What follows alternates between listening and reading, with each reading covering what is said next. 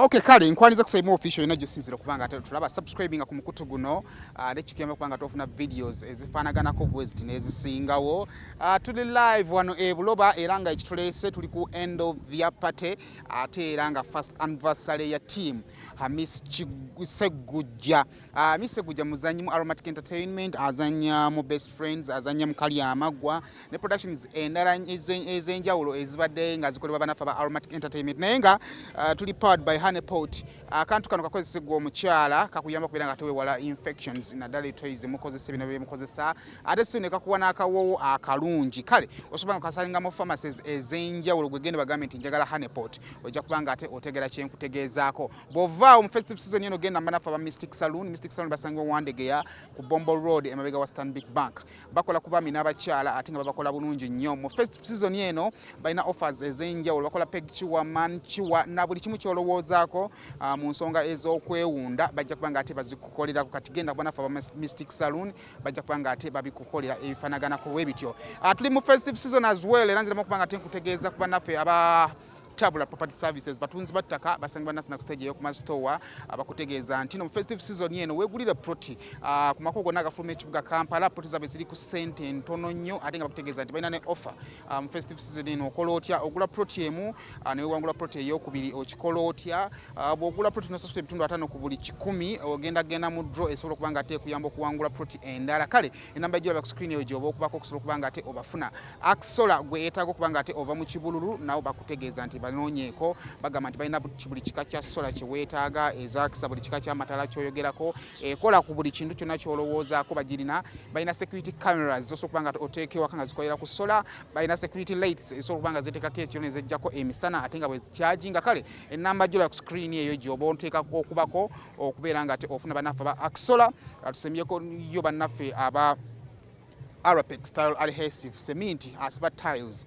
munonyeko mu hardwares zonna nonya grout wa Arapex kibelinga kikuyambako okubeera nga ate osiba tiles z'ennyumba ene biranga ate enywera kale tugenda tulabe enteekateeka eziri mu pate eno bafandise gujja bikibe bamutegekedde nga tanatuuka tumanye enteekateeka zonna nga bwe ziri ffe batuyise buyise okusobola okubeera nga tubeerawo tetugamba ffe bano butabeera nga ate tujja kale katika tugende ku mukolo gwennyini soge twogereko n'abantu abenjawulo batubuulire eki kibategeeza olunaku olwaleero biki bye tulina okusuubira mu pate eno ttiimu eno ayetaaza okuba nga agyegattako agitawa n'ebintu bifanaganako bwe tuva ku Saima official tugende maaso nga twetegeeza ebintu bino nga bigenda okuba nga tebitambula kale kakati tuli wano mu nteekateeka okuba nga tulinda Hamis okubeera nga ate atuuka watuuka nga omukolo gutandika kuba gwatandise dda omukolo gulinga ogutandise naye nga bwatuuka guba gutandika officially naye nga tulina bye tulina okwogerayogerako nga naye bwatuuka. Kati akula basooka omweyanjula enjogera nani? Amannya agange nze Kabogoza Arnold Benon nga nze eya chairman yatandika ne group ya team Hamis Segujja mu mwaka oguwedde. Wali ku kipande batulaga first anniversary team Hamis Segujja. Otandika otya group ekirowoozo okijjawa?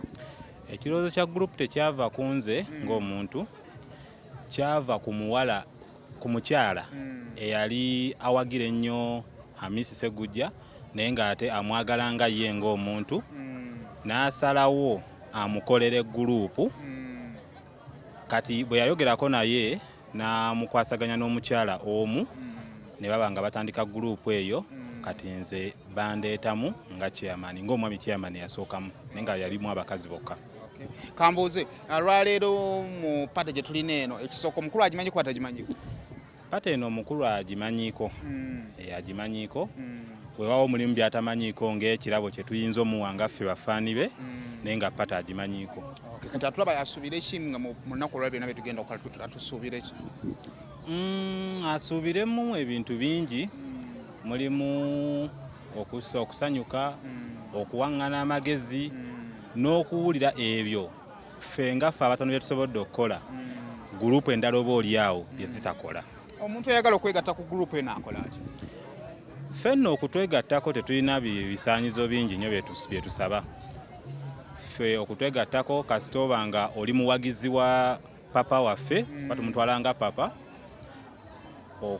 tetulina birala bye tusaba just kujja noba ng'omwagala then noba ng'otambulira wamu naffe kyokka kye tusaba tetulina nti basasula ssente zino oba kino just kumusapooti nga wasapoota we tumulinda mu bbanga nga kiwagenda otuukira wano alabika mu ddakiika ntono nnyo dakiika nga 2:15 agenda kuba atuuse olwakajjamu akatonotono kale oli kusema official ze nteekateeka namwe Ssengangazi sooka ojje atunnyonnyole erinnya eryo lyekumu kumanya amanene ge nasanze wano Ssengangazi ne ŋŋamba alhamdulillah weba puloti ajja atubuulira obugazi bwayo ate kyenga tuwulira wano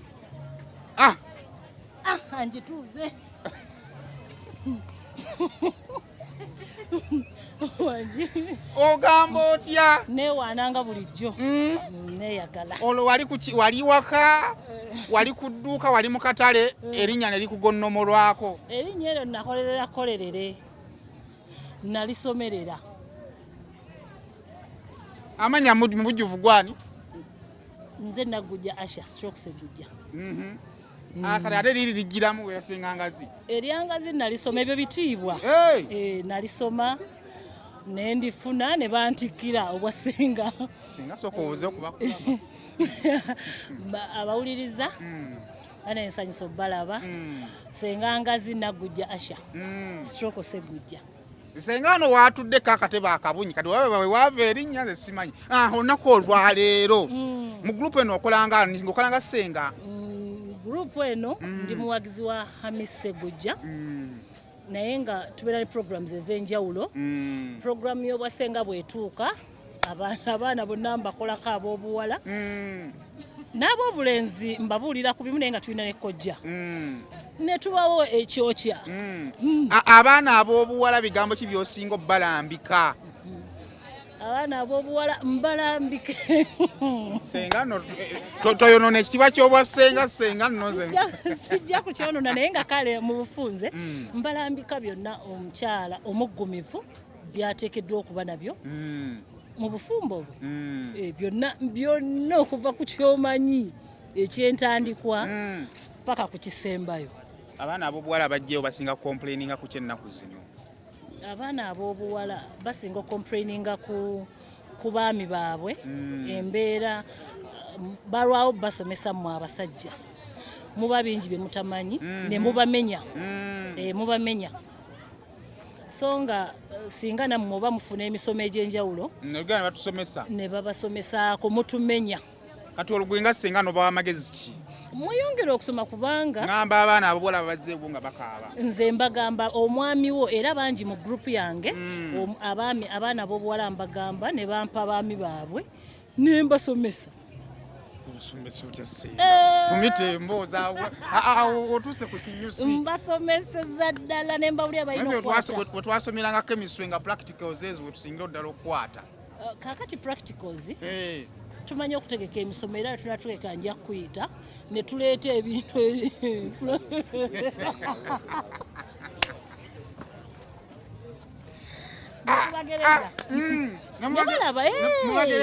enkwata yabyo buli kimu balina okukola olunaku olwaleero abantu abasuubire ki mu pati eno gye tuli basuubire bingi okulaba ku haamu ng'omuntu okumanya ati muhaamu kyeki wa weetuuse wa we yava na birungi ki ebiri mu timu hamu benefits zonna bagenda zimanya naziraba kale tuli kusema official tugenda kuba twetegereza nga buli kimu ekigenda kuba kitambula olunaku kale tugenda kuba tutwala buli kimu nga bwe kigenda kuba nga tutambula bwe jasigalako obusigazi ebiro ojja kuba nga ate obiraba tulinde hamu nga bwanajja ate niba tujja kuba nga twongera nga tunyumya okusinza omukolo nga gwe gutambula ate ovaawo tuli powered by Honeypot abaami abakyala akantu akomusoka nga ate mukafuna Mystic Saloon bakola nviiri banaffe batabula batunzi battaka tulina Arapex Style Adhesive saako ne Axola ate ovaawo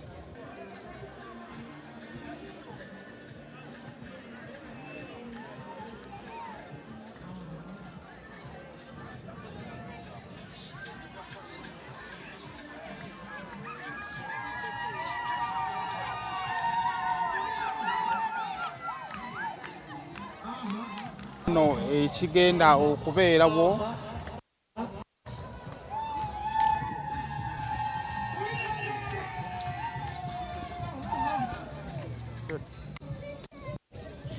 Kale omugenyi omukulu atuuse era nga bw'oyinza okuba nga okiraba awo y'engeri gye bamwanirizaamu Hamisi Sseggujja muzannyi mu Aromatic Entertainment era nga ttiimu ye era nga bw'oyinza okuba nga okitegeera kyekyo arrangement gye balina ey'enjawulo okubeera ng'ate bamwaniririzaako akawungeza konna leero kale pate anniversary yakweza mwaka mulamba bukyanga bakola group yaabwe n'ebirala bingi ennyo era nga byetugenda okuba nga tulaba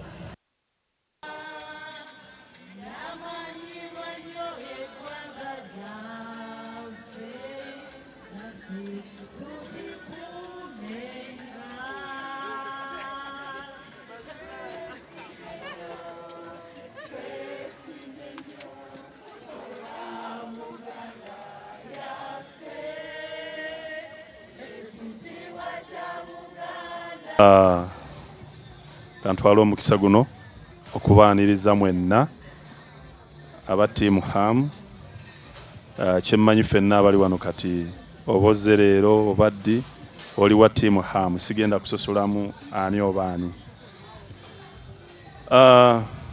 Ekituufu ndi musanyufu nnyo nnyo nnyini ddala simanyi ssanyu lye nnyinza kubalaga mbadde nsaba lireme kulinnya nnyo kuba essanyu lyange ezzibu olumu ate bwe liyitirira limanyi okuleeta ebizibu neesanga njozezza ku mmunye naye mbadde nsaba ŋŋume neme kutuuka mu kalimi kwoza ku mmunye. Olunaku olwaleero Team Ham eyozaayoza okutuuka ku mwaka omulamba bukyanga etandikawo. Ekyo nno si ffe tukikoze wabula Katonda yabadde mwene ensonga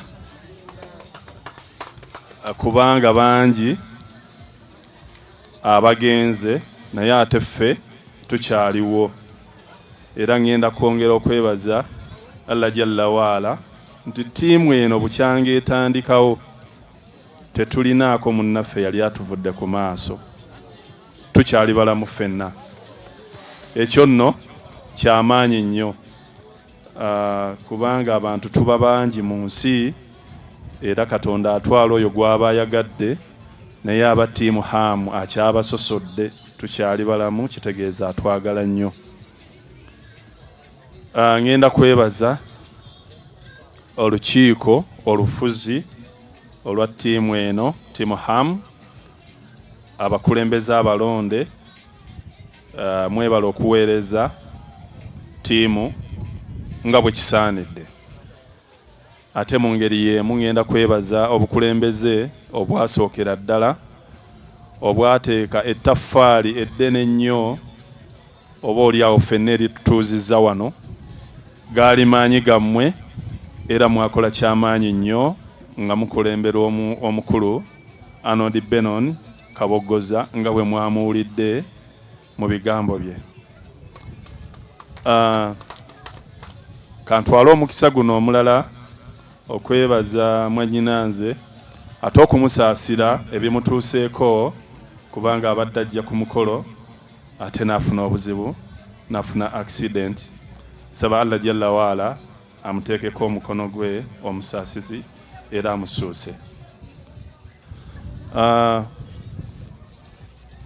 Nze nno ndi musajja muzannyi wa firimu era nga nzanyira mu kibiina kya Aromatic Entertainment era nga kyekinfudde kyendi kati mwenna we mundabidde. Olutalo lubadde lunene nnyo gye tuvudde olugendo luwanvu nnyo okutuuka wano we tutuuse. Ekituufu we twatandikira firimu nga tulabibwa nga abantu abakola ebintuntu ebiri awo by'oyinza okugamba nti oba ebyekiyaaye oba eby'abantu abali awo abatalina byakukola, naye essaawa eno firimu industry kyemmanyi nti essaawa eno batuyita basomesa si weewaawo. Ngenda kwebaza mukama wange okuntikko omukulu Lubo Ahmed kubanga yanfudde kino kyendi oba oliawo mwenna we munsangidde nga nnyirira saaliwe nti omukulu oyo omusajja w'amaanyi azuula kye bayita talent ne bw'aba tagizudde osobola okwezuula n'omanya nti kino kyanjagaza kambeere bwe nti Ssebo Sir Ahmed Lubo wadde toli ku mukolo guno naye gy'oli yonna ssebo nkukkiririzaamu. Ngenda kwebaza ne ttiimu ya Aromatic yonna ngenda kwebaza ne ttiimu ya Aromatic yonna ey'abazannyi nti mwebale kuba nti tukolaganira wamu, mwebale kuba nti tussa kimu okulaba nti tusobola okukola oba oliawo ebinyumira abawagizi baffe. Bano abawagizi aba ttiimu HAM bawagira Aromatic Entertainment yonna mu bulambalamba n'abazannyi ba firimu.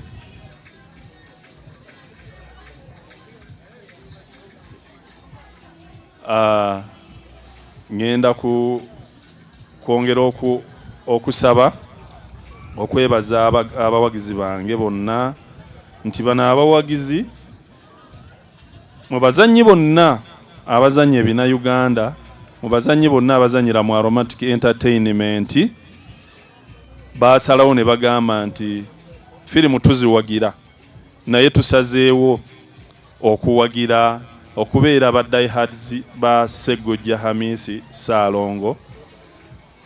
Ekyamazima mwakola kyamaanyi nnyo, tekitegeeza nno nti abalala temubawagira, era mubawagira, naye nze gwe musinga okuwagira ennyo. Ndi musanyufu olw'ekyo.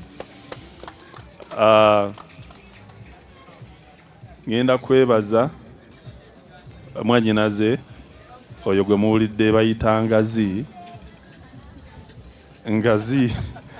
oyo sengange, oyo mwannyinaze yanzirira ddala ku mugongo, senga Ngazi. Omukyalo oyo abaddewo nnyo mu bulamu bwange ennyo, era tetwawukanangako okuva lwe twazaalibwa. Nze bukyanzaalibwa saawukanangako naye, era ekyamazima mwagala nnyo nnyo nnyini ddala. Ne bannyinaze bonna abatali wano kyemmanyi kwe bali ku mukutu naye nga wadde tebaliwo, ne baganda bange.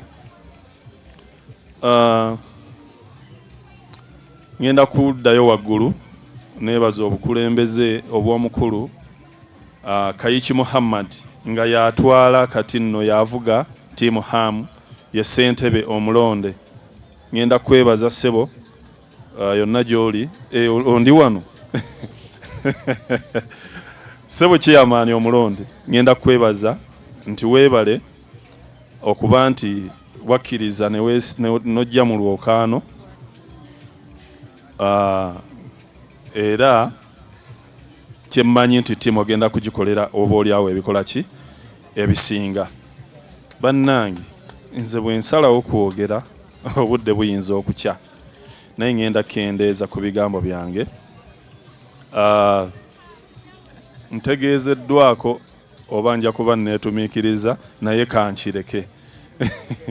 Ntegeezeddwako waliwo omugenyi ow'enjawulo eyayitiddwa ku mukolo guno ogwa anniversary yaffe, omwami Ssaalongo munnange Samona Kasawuli mbw'atuuse, bwe mpulidde wadde sinnamulaba naye ntegeezeddwako nti atuuse, era ngenda kusaba ndowooza ffenna tugenda kumwaniriza ate naye atwegatteko.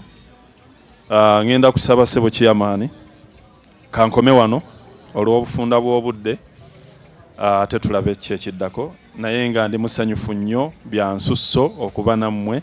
Assalaamu alaikum wa rahmatullahi wa barakatuh.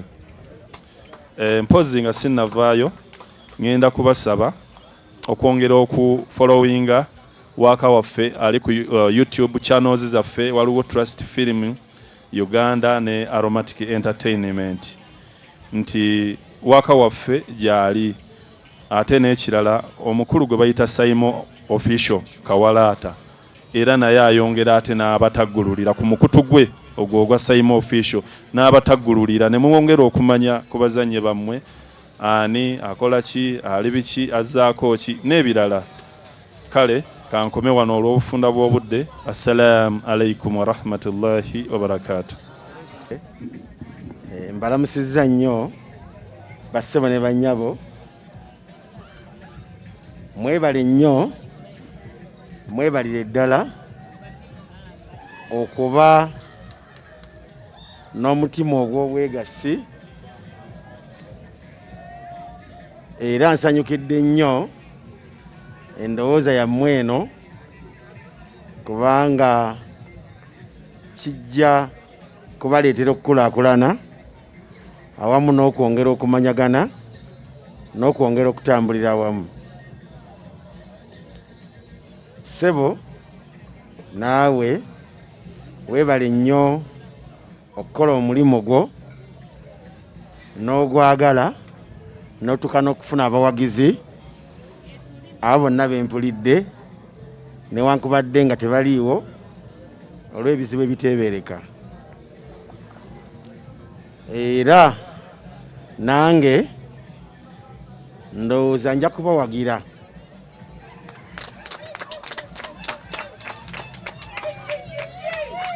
Nja kubeera omu ku bawagizi ba ttiimu eyo singa naayongera okunnyonnyolwa obulungi ebigendererwa byayo. Bwe nnaaba nkitegedde bulungi nange nja kuba muwagizi wo, kuba mbadde muwagizi wo eno nga nkulabira ku midiya, naye kaakati nsanyuse nnyo okubeera nga ndi wamu naawe.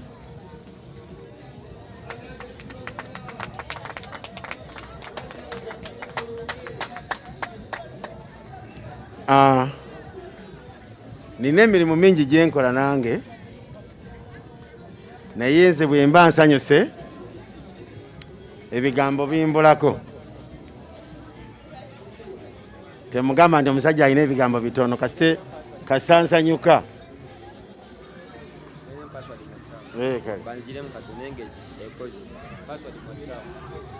Onyiga booti eno n'ogibuuka kubanga yinza okuddamu nekutawanya.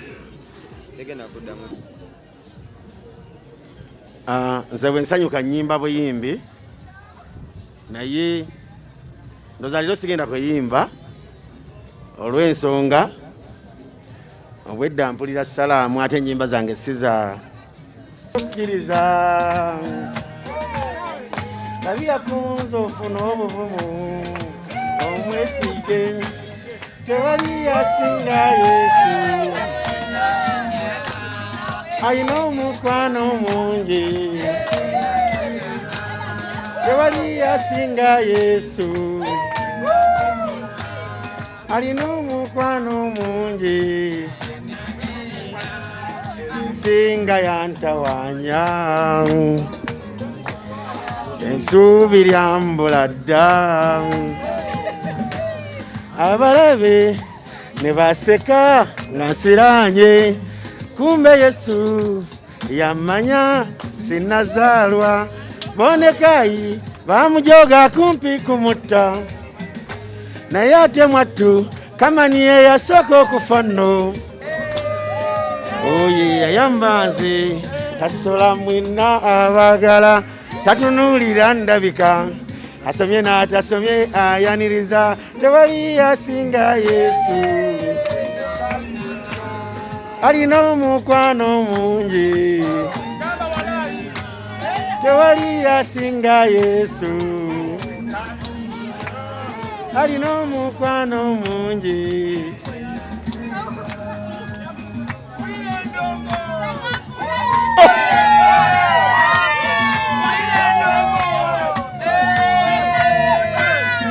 sigasobola mazima akola talimba talinga abantu tayiwa oyo ensi natuwa n'essaawa okwo nateekako n'obudde obw'okukozesa naterekamu nga naye kyo kiri gy'oli kyova olaba ensi erimu abagonjufu ate nga yemu abeebafu n'abalabufu enjawulo eva ku matu bye gafuna yendisa bwongo bye tuyiga n'okutereka kati mpa amatugo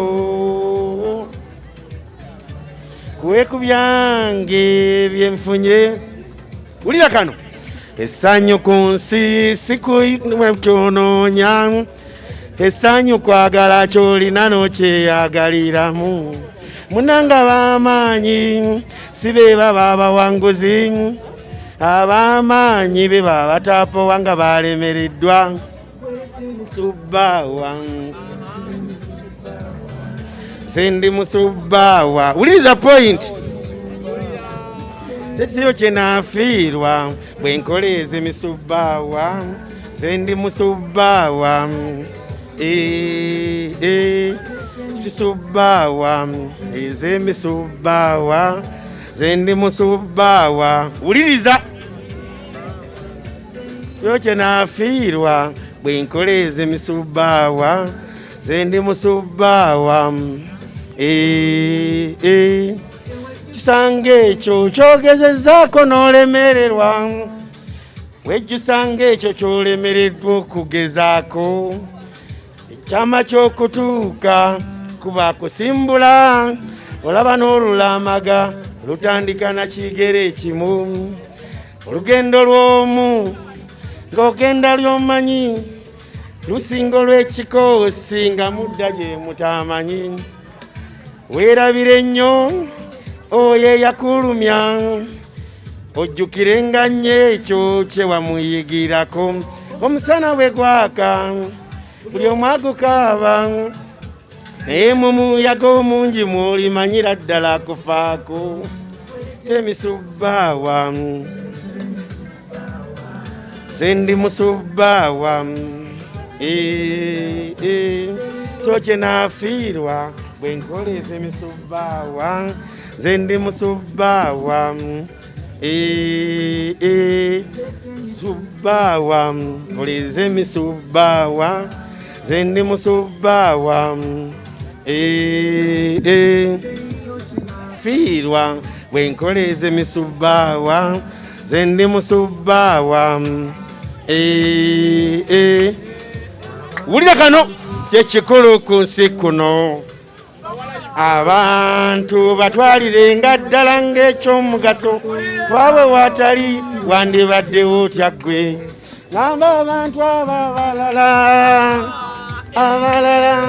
abatali ggwe abalala kizibwa mulala ekinyinya mulala wuliriza bulungi somesa abalala shakuzuza mulala kabiba bitiibwa mwattu ababikuwa saaza mu kusooka naye nakunaaza ku nkomerero naye komya okweraga munnange mu bantu abalala kimu ku nsi kiriwo lwaba abalala semebe mugamba mutyeyo gyetuli mugyebale omuntu akulaba time schedules ayinza okulaba ng'omuntu ali busy ofuna ddi okulaba ebintu by'abantu abo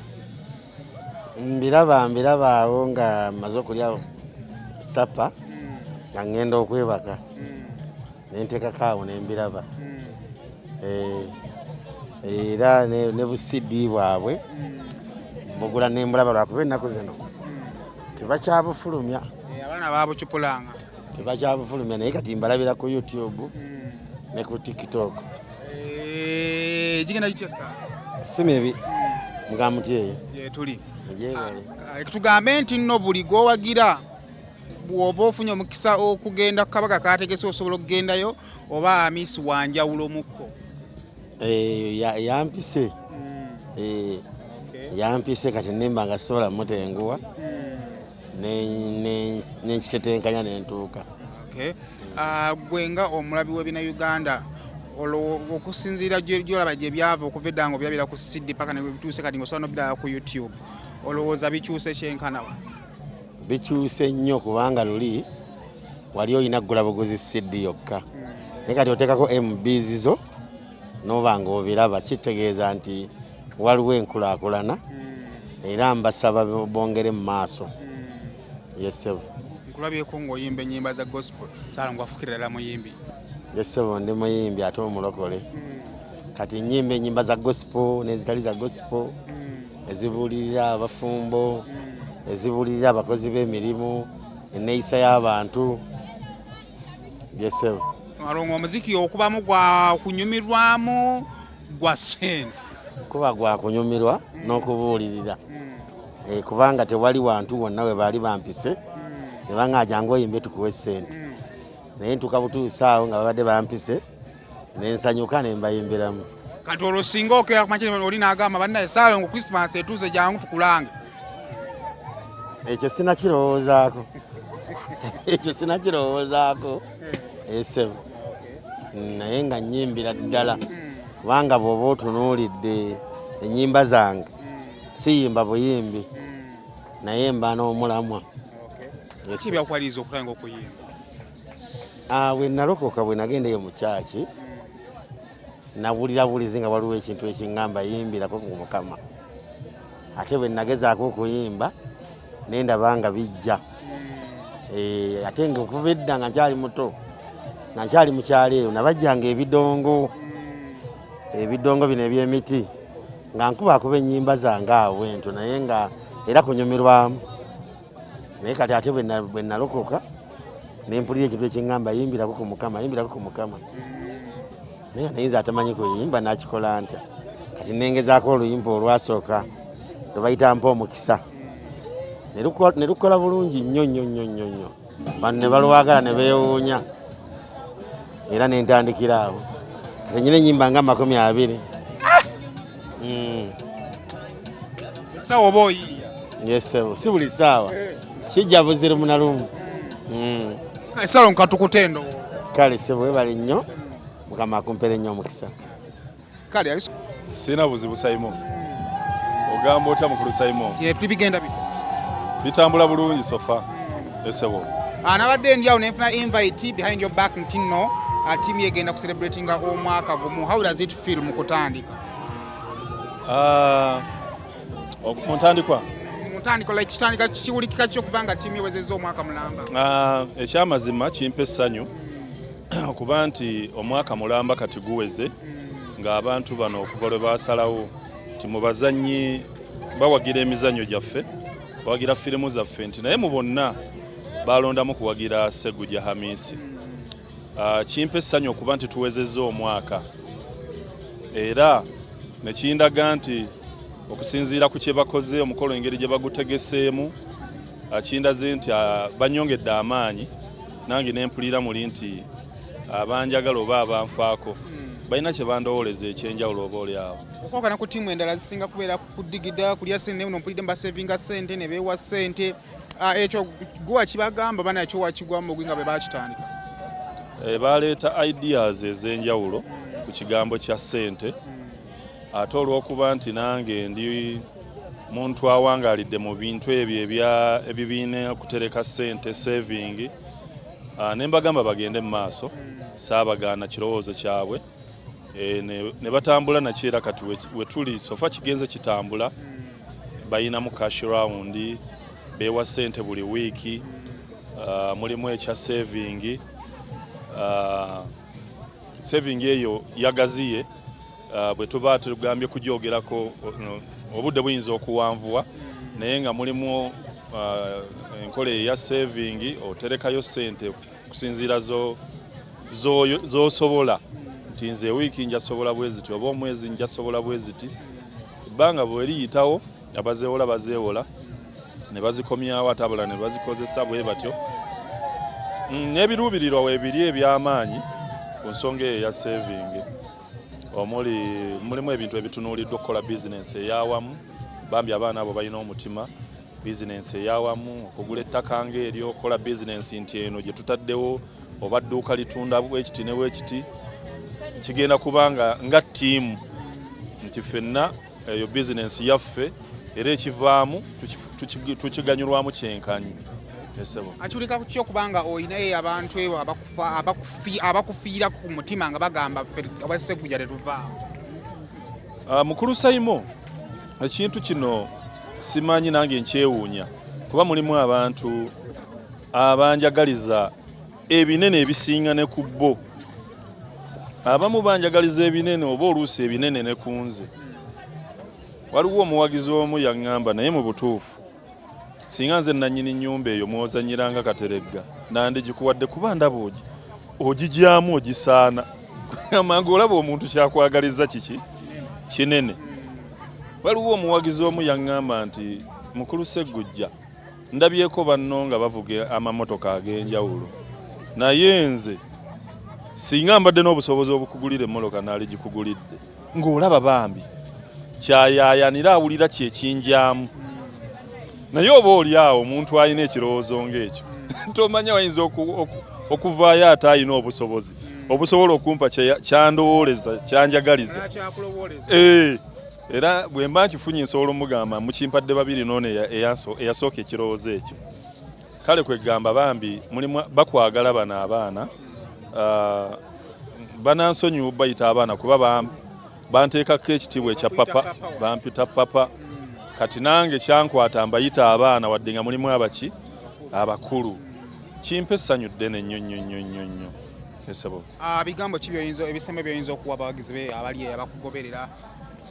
Abangoberera nze ngenda bakubiriza kintu kimu nti bambi mwongere okungoberera n'okunjagala n'okumpagira kubanga amazima gali nti muyinza okubanga mmwe enjagala gye munjagala ate nga nze nsinga okubaagala nga bwe bakoma wentandikira.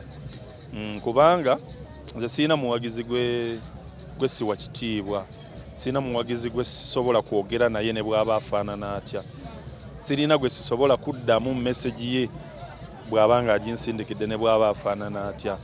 Sisosola mu bawagizi bonna ndaba nti be bali mu lugendo oluntwala gye njagala okutuuka. Kale kusema official tukyagenda maaso n'omukolo guno ndoza tugenda buuza kusala cake ate nga tuliyita olunaku naye